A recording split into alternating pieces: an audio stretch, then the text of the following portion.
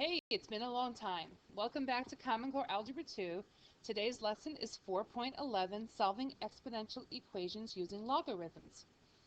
Earlier in this unit, we used the method of common bases to solve exponential equations. This technique is quite limited, however, because it requires the two sides of the equation to be expressed using the same base. A more general method uses our calculators and the third logarithm law, which is our power law. So let's take a look at what I'm talking about with an example that we can do both ways. All right, so in exercise 1, we're going to look at this in two different ways. The first way is with common bases. So we know that 4 to the x is equal to 8. And using common bases, we know that 4 and 8 are both powers of 2. So we can rewrite 4 as 2 squared to the x is equal to 2 to the third. Now, we also know at this point now that our exponents are equal at this point. So we know that 2x is equal to 3. Divide both sides by 2, and x is equal to either 3/2 or 1.5. Either would be acceptable. So that's what we've done before. Now when we take a look at it from an algorithmic approach, we're going to set up the same problem, 4 to the x is equal to 8, and we're going to take the log of both sides. And we're working with common logs here, so we're not going to work in base 4. We're just going to write log of 4 to the x is equal to log of 8. So we're just working base 10.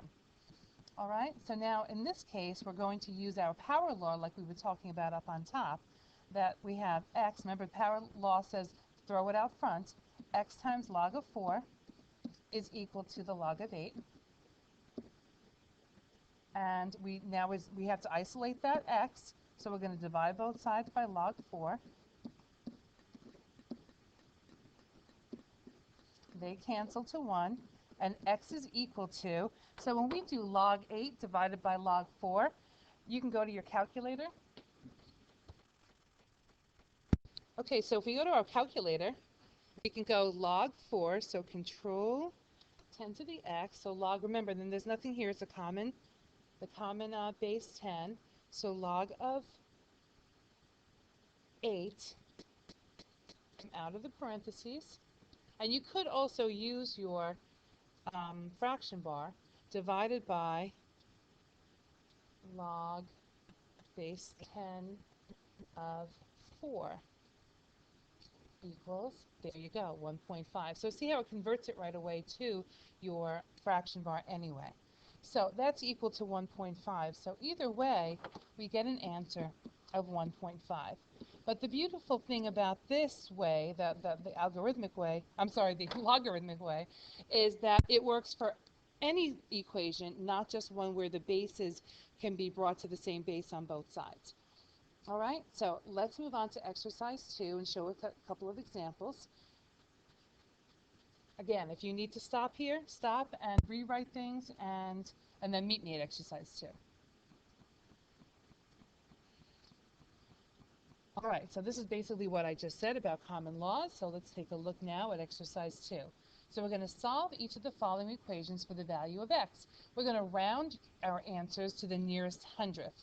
So we're going to use the logarithmic method to solve this. Now I'm going to do A, and then I want you to pause it and do B and C on your own. Okay? So this is the same type of example that I just did. So we have 5 to the x equals 18, so we're going to log both sides. So log 5 to the x is equal to log 18, which is x log 5 is equal to log 18. We're going to divide both sides by log 5.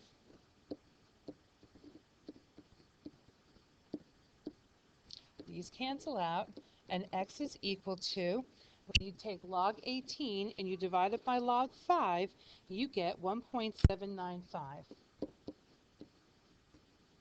Now they're telling us that we should round it to the nearest hundredth. But remember, we have to peek around to the other side. If that number is 5 or greater, which it is, we have to add 1. So x is equal to 1.80. And you have to include that 0 if it says to the nearest hundredth. Even though it's not significant, we have to have that 0 there. All right, so what I want you to do now is pause the video. Now, you might not be able to do the logs, although if you do have a smartphone, you can turn it sideways and you should have a log button on there. But if you just want to set it up, we can actually do the mathematics tomorrow in class. So, or I can even do it here for you, so you don't even have to worry about that. Just set up the problem. Okay? So, pause the video and try B.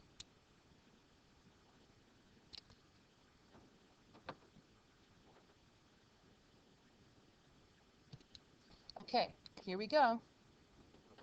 Snap.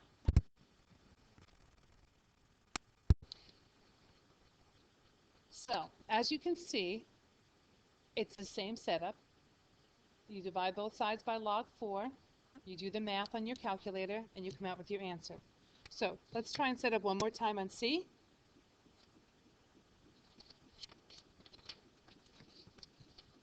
And snap.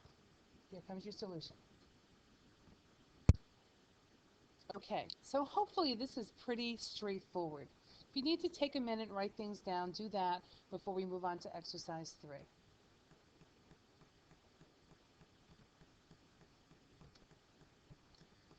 So the equations become a little bit more complicated here every time we use this law. So here we go. We're going to try A again, and then I'm going to tell you to set up B. So this is a little bit more challenging, but we follow the same set of rules that we just did. So what we're going to do here in A is we're going to log both sides. So log 6x plus 3 equals log 50.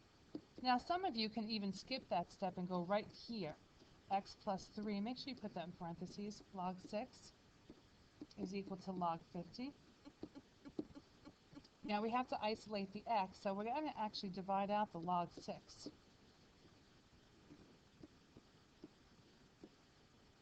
These cancel, and you get x plus 3 is equal to, and I'm going to keep this to the end, because it's just easier to go to your calculator just once. All right, so now we have to subtract 3 from both sides, and x is equal to, and then put this whole thing right here into your calculator. And you come out with 1 point, oh, I'm sorry, I thought it was negative, looking at the wrong page. So x turns out to be 81665. So x equals to the nearest hundredth again, so it's negative 0.82. Right, so why don't you try B, and then we'll come back and I'll put the solution up for you to check. Right? Go ahead.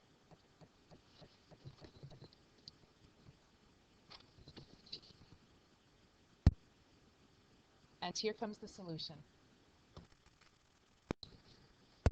So there's the solution. Hopefully you can follow it. Just make sure, let me just show you a couple of things as we do this. All right, so the first thing we did is we brought our x minus 2 out front, which we did right here. All right, then we were left with this. We divided both sides by our log, and that made this go out to 1.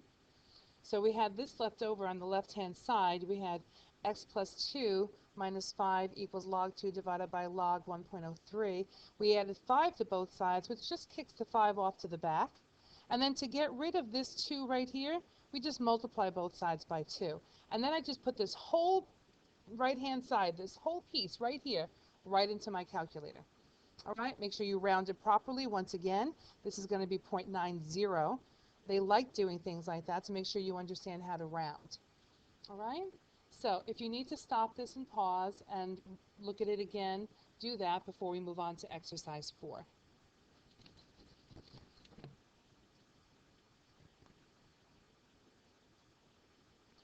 All right, so let's start talking a little bit about our true exponential equations, where we talked about the initial. Remember when we did this right here?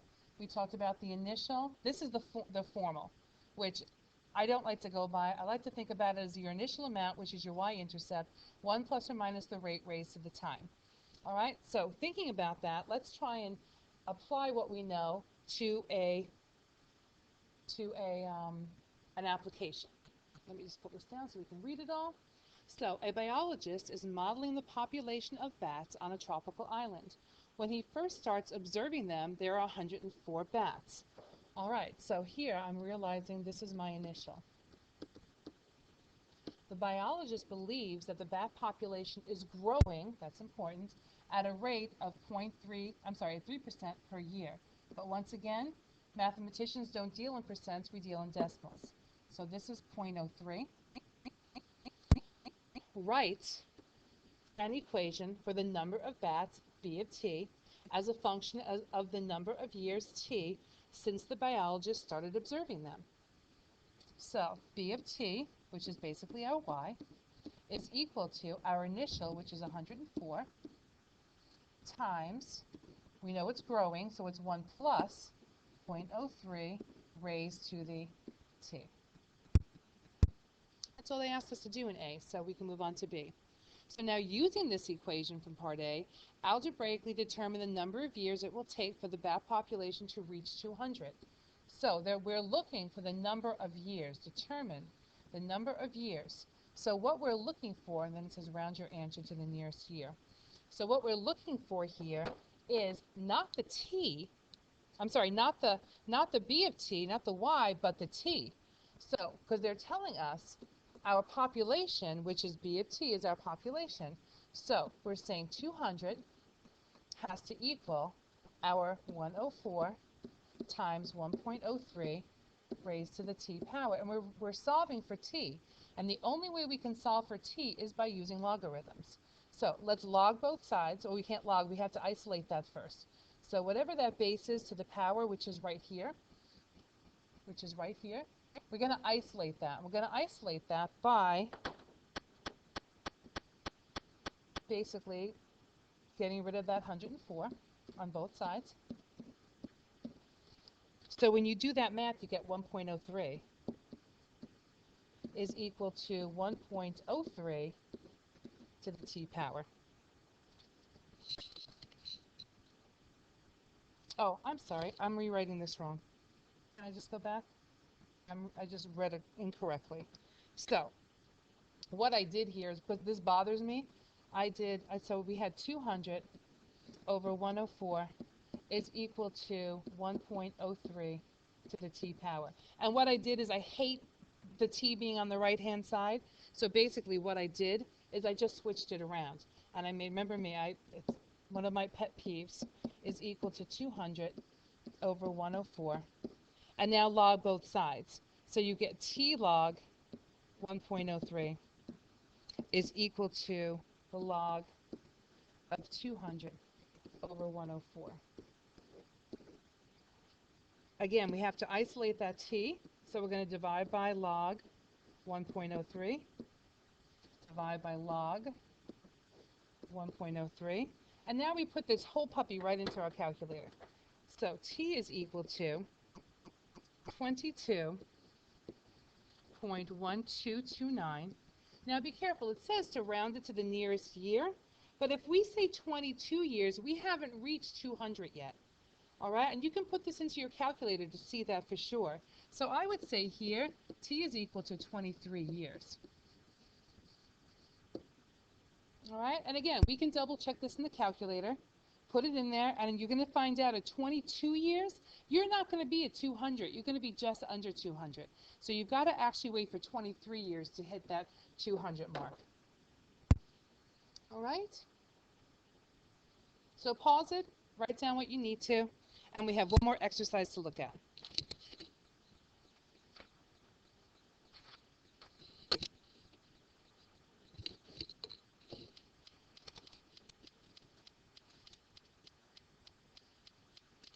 All right, a stock has been declining.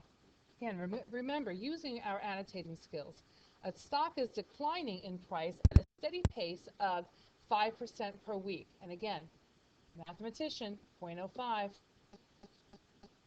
If the stock at a price of $22, if the stock started at a price of $22.50 per share, there's your initial, determine algebraically the number of weeks it will take for the price to reach $10. Let's round your answer to the nearest week.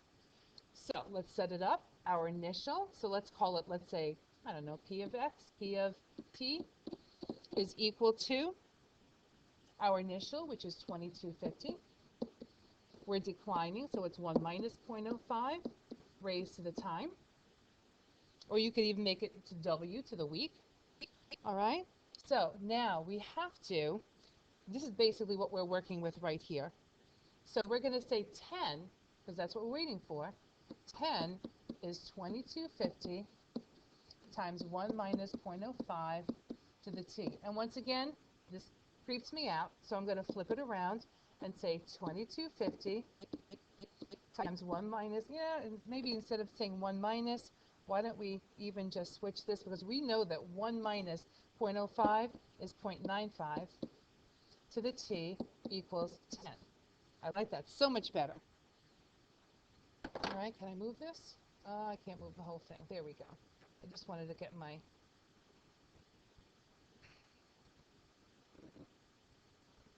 All right. So now the next thing I'm going to do is I'm going to isolate this base, this 0.95 base. So I'm going to divide out the 2250.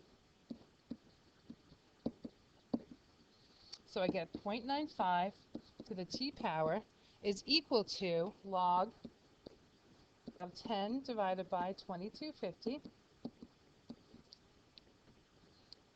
And I'm going to log both sides.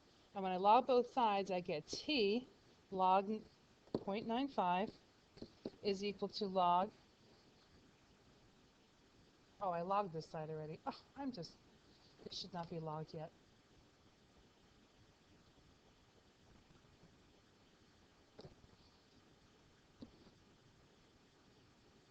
Log of 10 divided by 2250. Sorry about that. Hope I'm not confusing you.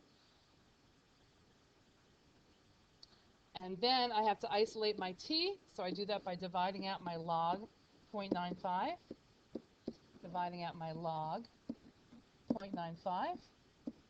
So now I put this whole, these go to 1, so t is equal to, and I'm going to take this whole thing that's right here and put it into my calculator using my fraction bar, and this comes out to be 15, wait, it's going to reset, sorry about that, 15.8096 weeks. So remember what that means. It means exactly at 15.8 weeks it's going to hit $10. So it's in the middle between week 15 and 16. So I would tell you my answer has to be 16 weeks. Make sense of these application problems. Okay? So look at that one more time. Maybe try to work it out by yourself instead of copying it from me. You know what I mean? Pause the video, try it on your own, and see if you can come out with the same situation. I mean, I understand that you might not be able to get this into your calculator, but you should be able to set this part up that I have in the red box. All right? So give that a try. Don't just copy down. Really understand this situation, because we're going to spend time tomorrow in class going over how to do this and using our calculator, how to set them up and practicing that. All right? So until then, make good choices as always, and I will see you tomorrow or the next time we meet. Bye now.